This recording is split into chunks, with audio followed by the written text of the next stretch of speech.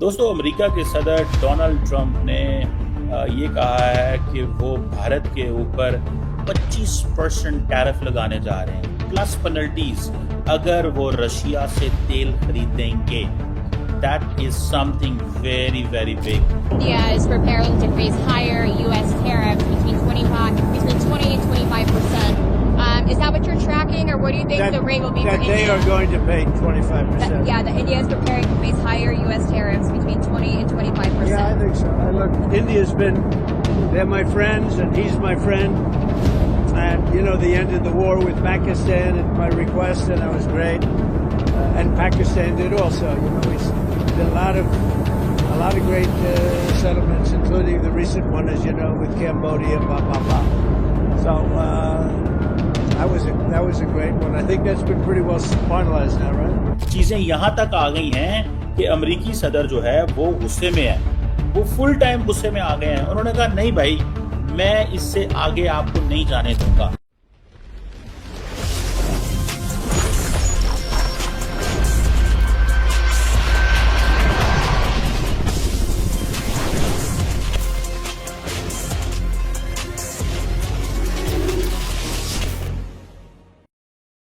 जी hello दोस्तों, मैं हूं कमर चीमा. उम्मीद है आप लोग ठीक होंगे.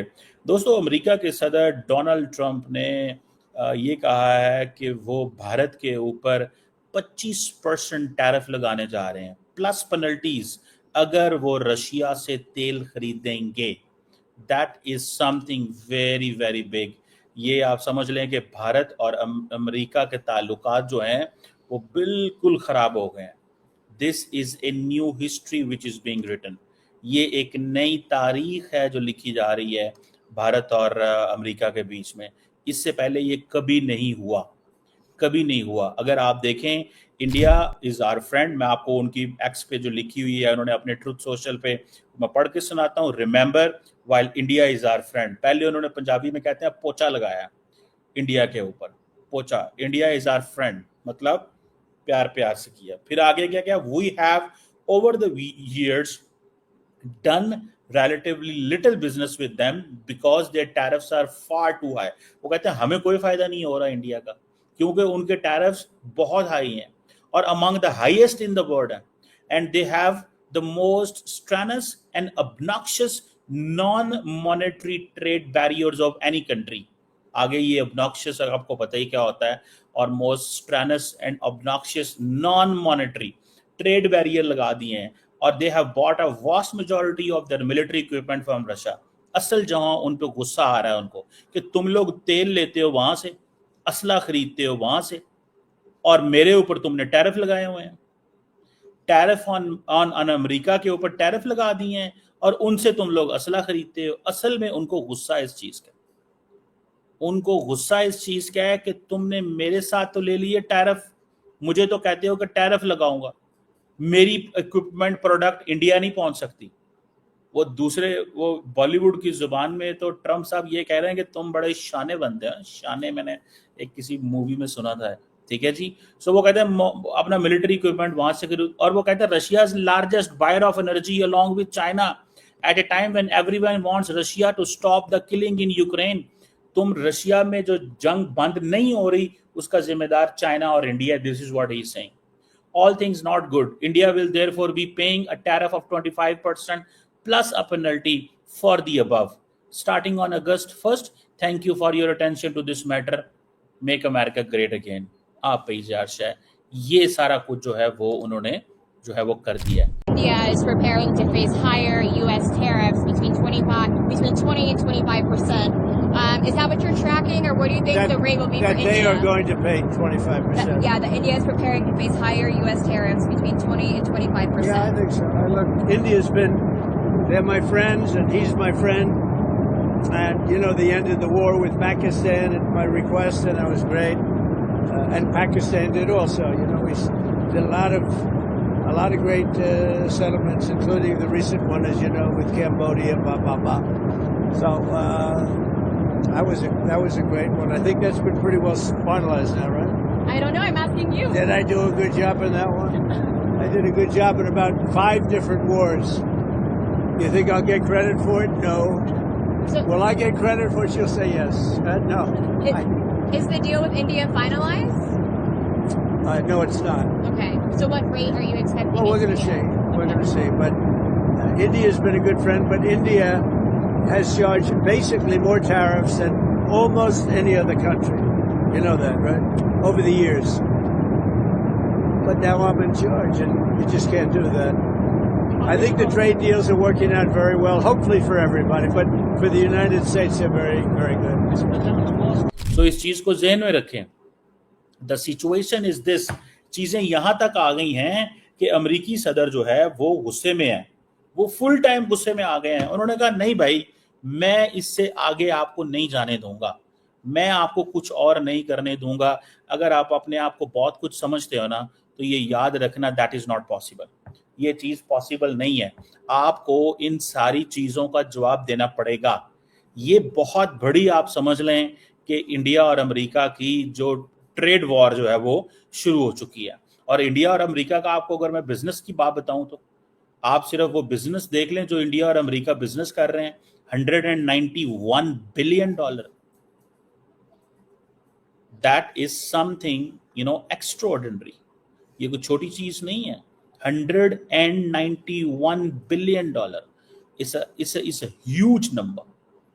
It's a huge number for India.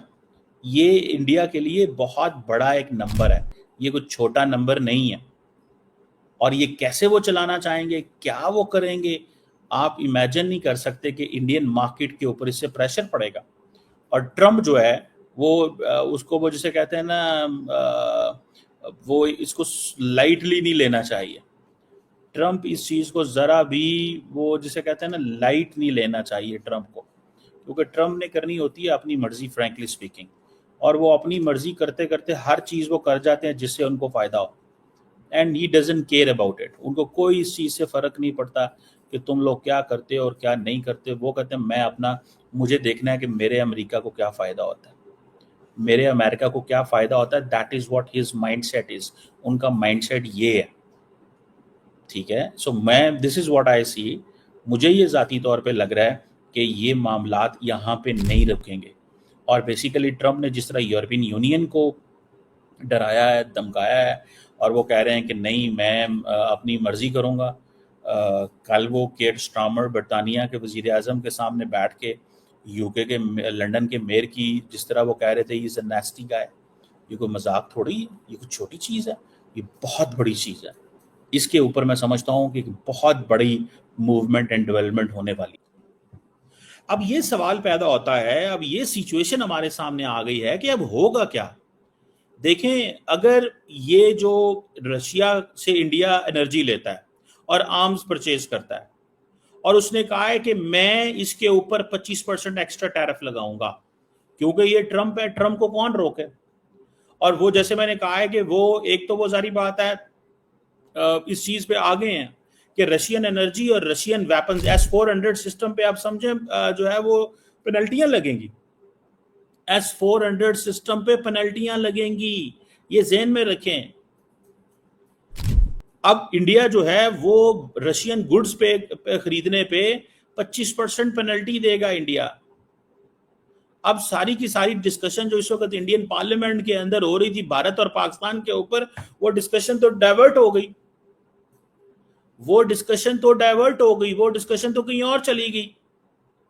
अब ये आप बताएं, वो जब आपको याद होगा कि 2 अप्रैल 2025 को जब ट्रंप ने अनाउंस किया कि 26% टैरिफ लगेंगे इंडिया के अंदर, और इसको लिबरेशन डे से उन्होंने कहा था, लिबरेशन डे. और अगस्त 1 को इंडिया वो कह रहे हैं 25% टैरिफ, यानी कि उन्होंने 1% टैरिफ कम किया. तो उन्होंने जो कैलकुलेशन की थी अप्रैल के अंदर, जब दुनिया के मुख्तलिफ, आई थिंक पाकिस्तान के ऊपर 29% उन्होंने टैरिफ लगाए थे, लेकिन बाद में उन्होंने कहा कि मैं ये वापस लेता हूं और 10% स्ट्रेट टैरिफ लगा देता हूं. तो अब पाकिस्तान के फॉरेन मिनिस्टर, फाइनेंस मिनिस्टर इस वक्त अमेरिका के अंदर नेगोशिएट कर रहे हैं, तो 26% उनके ऊपर लग गई, इंडिया के ऊपर. अब जारी बात है इसकी जो नेचर, कैलकुलेशन, रेट, जो एडिशनल पेनल्टीज कौन सी होंगी एनर्जी के ऊपर, वेपन्स के ऊपर, वो सारी बाद में पता चलेंगी. इंडिया की जो कॉमर्स मिनिस्ट्री है वो सारी बात है इस सारे को वो कर रही है. ट्रंप का ये जो रेसिप्रोकल टैरिफ पॉलिसी है, ये अब देखिए इंडिया के अंदर क्या बहस होगी। इंडिया के अंदर तो बहस ये हो रही है कि भाई साहब नरेंद्र मोदी क्या कहते थे, नरेंद्र मोदी कहते थे कि अब की बार ट्रंप सरकार, अब की बार ट्रंप सरकार। जब नरेंद्र मोदी ने जफ्फी डाली और उन्होंने कहा my friend mister Donald Trump, और कहा कि ये मेरा भाई है, मोदी मेरा, उन्होंने कहा ट्रंप मेरा भाई है, और अब की बार मोदी सरकार, वो ट्रंप सरकार आएगी, और ट्रंप के लिए वोट मांग रहे थे। अब इंडिया के अंदर इस चीज को बहुत ज्यादा हाईलाइट किया जा रहा है। तो ये जो सिचुएशन है दैट इज नॉट गुड। ये सिचुएशन इतनी को अच्छी नहीं है इंडिया के लिए। ये situation is very very critical and technical situation आ गई है। ये कोई मजाक नहीं है, आप इसे कह लें कि जनाब ये कोई मजाक है, बिल्कुल मजाक नहीं है। ये एक वो जिसे कहते हैं ना, ये क्राइसिस लाइक सिचुएशन है, एक पूरे का पूरा क्राइसिस है, और इस क्राइसिस को एड्रेस करने के लिए उनके पास कोई सोल्यूशन नहीं है। और नरेंद्र मोदी को ये अब मैं आपको पहले प्रेडिक्ट कर देता हूं कि नरेंद्र मोदी साहब जो हैं वो यूएन भी नहीं जाएंगे। ये आप मेरी प्रेडिक्शन देख लेना, नरेंद्र मोदी यूएन भी नहीं जाएंगे। भाई यूएन कैसे जा सकते हैं, क्या लेने जाएंगे? वहां पे सवाल होने हैं, वहां पे सवाल होने हैं कि भाई तुमने किया क्या, ठीक है जी, हुआ क्या। अब इंडिया के अंदर वो कहा जा रहा है कि we should not put all eggs in US basket. अभी से थोड़ा अरसा पहले चले जाएं तो अमेरिका इंडिया ऐसी गुफ्तगू हो रही थी और कहा जा रहा था कि पाकिस्तान तो फारग हो गया। अब कहते हैं अच्छा ये अमेरिकी जनरल माइकल कुरेला पाकिस्तान में आर्मी चीफ के साथ क्यों बैठा हुआ है। अब इंडिया देखें, इट मींस कि स्ट्रेटेजिक ऑटोनॉमी किसके पास है। जब पाकिस्तान का आर्मी चीफ चाइना बैठा हुआ है और पाकिस्तान का आर्मी चीफ अमेरिका के अंदर है, हमें तो भूल ये थी कि स्ट्रेटेजिक ऑटोनॉमी इंडिया के पास है। अब पता चला स्ट्रेटेजिक ऑटोनॉमी तो पाकिस्तान के पास है। हम चाइना से लेते हैं वेपन्स, और अमेरिका जो है वो हमें बुला के खाने भी खिलाता है और हमारे साथ सेंटकॉम के इजलास भी यहाँ पे करता है और हमारे साथ बैठता भी है। तो बात तो क्लियर हो गई, बात तो क्लियर हो गई, सिचुएशन इज वेरी क्लियर। अब मुझे पता चला कि पाकिस्तान के वजीर आजम शहबाज शरीफ जो हैं वो उनकी मुलाकात हो रही है ट्रंप के साथ अमेरिका में। He is going to meet Donald Trump, mister Donald Trump, ठीक है ना जी। ये चीज जो है वो नजर आ रही है आपको। मुझे जाती तौर पे ये लगता है कि ये एक वो जिसे कहते हैं ना, एक नया क्राइसिस पैदा हो गया भारत और अमेरिका के दरमियान, and this crisis is not going anywhere. अब ये बेसिकली एक चीज इंडिया के अंदर ये भी कही जा रही है कि जापान के साथ, यूरोपियन यूनियन के साथ और बाकी मुल्कों के साथ जब अमेरिकन डील करते थे तो पहले ये इस तरह के प्रेशर डालते थे, ठीक है जी, इस तरह के प्रेशर जो है वो डालते थे, ठीक है। तो ये एक चीज है, ये एक चीज इस तरह की है जो चीज हमारे सामने नजर आ रही है, ठीक है। मुझे ऐसे लगता है कि पाकिस्तान को थोड़ा सा एक वो जिसे कहते हैं ना, एक बड़े पैमाने पे अपनी सारी की सारी पॉलिसी को दुनिया के सामने क्लियरली एक्सप्लेन करना चाहिए, और वो इस तरह एक्सप्लेन करना चाहिए कि भाई साहब अब क्या होगा और क्या नहीं होगा, इस चीज को एक्सप्लेन करना चाहिए। और इंडिया के अंदर भी इस चीज को देखा जाना चाहिए कि वो भी अब सोच रहे हैं कि हमें चाइना के करीब जाना चाहिए। इंडिया 66 अरब डॉलर का तेल खरीदा मेरा ख्याल है उन्होंने, इंडिया 66 अरब डॉलर का तेल खरीदा उन्होंने। सो ये अब देखिएगा कि इंडिया और अमेरिका के अब और इंडियंस क्या चाहते हैं, इंडियन नॉर्मलाइजेशन चाहते हैं अमेरिका के साथ, हो जाएगी ये नॉर्मलाइजेशन। लेकिन भाई ये जो जिसे कहते हैं ना, जो रिपब्लिकन्स हैं बिल्कुल, और रिपब्लिकन्स में डोनाल्ड ट्रंप जो हैं ये बिल्कुल डिफरेंट खिलाड़ी है। सो अगले वो कहा जाता है कि 3.5 साल तक इंडिया को चाहिए कि आराम से बैठ जाए और कोई चीज ना करे, आराम से बैठ जाए और कुछ भी ना करे, आराम से जस्ट वेट एंड वॉच।